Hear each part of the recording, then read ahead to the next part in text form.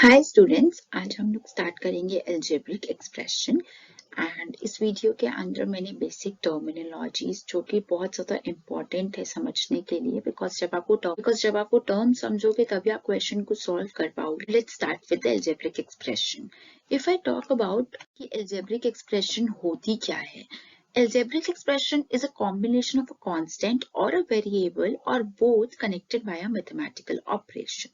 ये तो इसकी डेफिनेशन है, लेकिन अब हम इसको समझते हैं। कांस्टेंट क्या होता है? What do you mean by constant? Constant है कि जो फिक्स है। अगर सपोज 4 है तो इट इज अ कांस्टेंट, ना ये 5 हो सकता ना ये 6 हो सकता है, इसकी वैल्यू फिक्स्ड है। और वेरिएबल क्या होता है? विच इज नॉट फिक्स्ड, जो फिक्स नहीं होता, उसकी वैल्यू 4 भी हो सकती है, 5 भी हो सकती है, बेसिकली आपको नहीं पता। तो जो वेरिएबल होते हैं वो x से डिनोट होते हैं, y से, या फिर कोई भी लेटर से डिनोट होते हैं, x, y, z, t, p, q, r। आपको क्वेश्चन में ऐसे वेरिएबल्स देखने के लिए मिलेंगे। या फिर क्या होता है, ये कांस्टेंट और वेरिएबल दोनों जुड़ जाते हैं और बीच में लग जाते हैं प्लस माइनस मल्टीप्लाई डिवाइड के साइन, तब भी अलजेब्रिक एक्सप्रेशन फॉर्म होती है। अगर मैं आपको एक एग्जांपल के साथ बताऊं तो suppose 4x, what do you mean by this 4x? that is 4 into x, right, which comes out to be 4x। तो ये 4x क्या है? इसके अंदर एक कांस्टेंट है एंड ये x वेरिएबल है। अब प्लस 3, ये क्या है? कांस्टेंट है, राइट, क्योंकि वैल्यू फिक्स है, आप 3 को 2 नहीं बोल सकते हो। वेरएज जो x है उसकी वैल्यू आपको नहीं पता, it can be 3, it can be 4 और it can be any other value. अगर 4x प्लस 3 की अगर मैं आपसे बात करूं तो इसके अंदर एक कांस्टेंट प्लस कांस्टेंट वेरिएबल भी है, एक कांस्टेंट टर्म भी है, और दोनों ज्वाइन हुए हैं एक मैथमेटिकल ऑपरेशन से, दैट इज योर प्लस। तो इस केस के अंदर ये पूरा 4x प्लस 3 क्या हो गया आपका? It will be regarded as algebraic expression. So I hope कि आपको ये अलजेब्रिक एक्सप्रेशन समझ में आ गया होगा। इसके अंदर कांस्टेंट नंबर आता है, वेरिएबल्स आते हैं, वो सारे जुड़ते हैं मैथमेटिकल ऑपरेशन से, और वो पूरी स्टेटमेंट जो एक्चुअली क्रिएट होती है उसको हम अलजेब्रिक एक्सप्रेशन कहते हैं। नाउ हमने ये देखा कि अलजेब्रिक एक्सप्रेशन क्या होती है, वहीं से हम लोगों को एक नया टर्मिनोलॉजी आया है, दैट इज टर्म। टर्म क्या होता है? जो भी अलजेब्रिक एक्सप्रेशन के अंदर अभी हमने लिखा था, जैसे 4x, 4, 3, यही टर्म है जो आप सेपरेट कर रहे थे ना प्लस और माइनस के साइन से या मल्टीप्लाई डिवाइड के साइन से, वो बेसिकली पूरी आपकी एक टर्म होती है। जैसे कि 4x माइनस 3, इसके अंदर ये पूरी एक टर्म कहलाएगी और ये एक दूसरी टर्म कहलाएगी। तो टर्म्स इकट्ठे मिलकर एक अलजेब्रिक एक्सप्रेशन फॉर्म करते हैं, right. Another example is 7x square, तो ये पूरी एक टर्म है, राइट। और अगर मैं इसको सपोज -6x रख दूं, राइट, +2, तो ये दूसरी टर्म है। दिस इज, यहाँ पर टर्म क्या क्या होगी? 7x square, 6 -6x, 2, right. तो ये सारी टर्म है जिससे अलजेब्रिक एक्सप्रेशन फॉर्म हुई है। Now comes factors. हम लोग फिफ्थ क्लास से पढ़ते आ रहे हैं कि फैक्टर्स क्या होते हैं, फैक्टर्स एंड मल्टीपल्स भी। अगर मैं आपको एक एग्जांपल दूं फिफ्थ क्लास का, इफ यू रिमेम्बर, सपोज मैंने बोला कि 12 का प्राइम फैक्टराइजेशन आप करके दिखाओ। आप उसके अंदर दो मेथड होते थे, division method, factor tree method. आप उस केस में क्या करते थे? 2 into 6 12, 2 into 3 6, and you used to circle the prime numbers and the product of these prime numbers is basically 12। तो 12 के फैक्टर्स क्या हुए? 2 into 2 into 3। सेम चीज है, बस अलजेब्रिक एक्सप्रेशन के फैक्टर्स निकालने हैं। अलजेब्रिक फैक्टर्स की तो अलजेब्रिक एक्सप्रेशन की फैक्टर्स हम कैसे निकालेंगे? For example, if I take 16x square plus 4, आप इसके अंदर देख रहे हो सबसे पहला स्टेप है, स्टेप 1 क्या है? आप टर्म्स को अलग कर लोगे। इसमें दो टर्म्स है तो मैंने दो ब्रांचेस बना ली और मैंने क्या किया? 16x स्क्वायर अलग लिख दिया और 4 अलग लिख दिया। एक इंपॉर्टेंट चीज यहाँ ध्यान देने वाली क्या है? वो है ऑपरेशन की।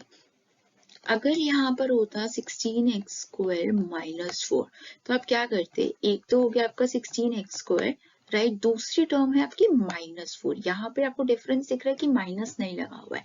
ये पॉइंट बहुत ज्यादा ध्यान रखने वाला है because sometimes student and up losing their marks just because of these silly reasons, right. अब क्या होगा अगर मैं 16x² का प्राइम फैक्टराइजेशन करके देखूं, it will B 2 into 2 into 2 into 2। Basically ये 16 का मैंने प्राइम फैक्टराइजेशन किया है। अगर मैं आपको इसको यहाँ पर सॉल्व करके भी दिखाऊं, so this will be 2 into 2 into 2 into 2। और x² का क्या होगा, x² किससे बना है, x प्लस x नहीं होता है, x प्लस x 2x हो जाएगा। This is x into x। तो इसकी प्राइम फैक्टराइजेशन क्या हो गई, 2 into 2 into 2 into 2 into x into x। Similarly आप 4 की करोगे, 2 into 2। तो 4 की प्राइम फैक्टराइजेशन 2 into 2 होगी 16x²। This is actually finding the factors of an algebraic expression. तो ये सारे इस एक्सप्रेशन के क्या हो गए, फैक्टर्स। अगर सिमिलरली मैं इधर -4 के फैक्टर्स निकालना चाहूंगी तो -2 into 2 होगा। आप इसको, मैं ये येलो पेन से बता रही हूँ क्या जनरली स्टूडेंट मिस्टेक करते हैं। They used to write -2 into -2। आप खुद इसको सॉल्व करके देखो, क्या -2 into -2 -4 होता है, नो, इट विल बी 4। इसलिए आप एक -2 ले रहे हो और दूसरा 2 ले रहे हो, जिसका प्रोडक्ट करके हमको फाइनल रिजल्ट यही मिल रहा है, दैट इज -4। नाउ कोफिशिएंट का भी क्वेश्चन आ जाता है जनरली 1-2 मार्क्स का, या फिर समटाइम्स कोफिशिएंट की डेफिनेशन लिखने के लिए आ जाती है। जब क्या होता है, एक टर्म होती है, राइट, उस टर्म के अंदर एक कांस्टेंट और एक वेरिएबल मल्टीप्लाई हो रहे होते हैं। सपोज मेरा कांस्टेंट है 4 और मेरा वेरिएबल है x, तब इस केस में मैंने 4 into x करा, ठीक है, दिस विल बी 4x। तो अगर मेरे से क्वेश्चन पूछा गया है कि x का कोफिशिएंट क्या है या फिर x का न्यूमेरिकल कोफिशिएंट क्या है, तो आप आंसर दोगे कि 4 is the numerical coefficient of x। ऐसे y का भी पूछ सकते हैं, z का भी पूछ सकते हैं। और you will find some questions in NCERT जहां पर सपोज आपको बोला गया है कि आपको z का कोफिशिएंट बताना है और आपको yz लिख कर दे दिया या फिर -yz लिख के दे दिया। इस केस में क्या होगा, z का कोफिशिएंट y कहलाएगा एंड इस केस में -y कहलाएगा। बहुत ज्यादा इंपॉर्टेंट कॉन्सेप्ट पे अब हम आ गए हैं। लाइक एंड अनलाइक टर्म्स में क्या होता है, इसका नाम से ही हमको पता चल रहा है, लाइक मतलब क्या होता है, सिमिलर, राइट, एक जैसा, एंड अनलाइक मतलब the things which are not similar. तो अगर मैं इसको एल्जेब्रिक एक्सप्रेशन या टर्म से मैं इसको रिलेट करना चाहूँ, तो हमने देखा था कि हमारी टर्म्स क्या होती है जो बेसिकली जिससे एल्जेब्रिक एक्सप्रेशन बनी हो।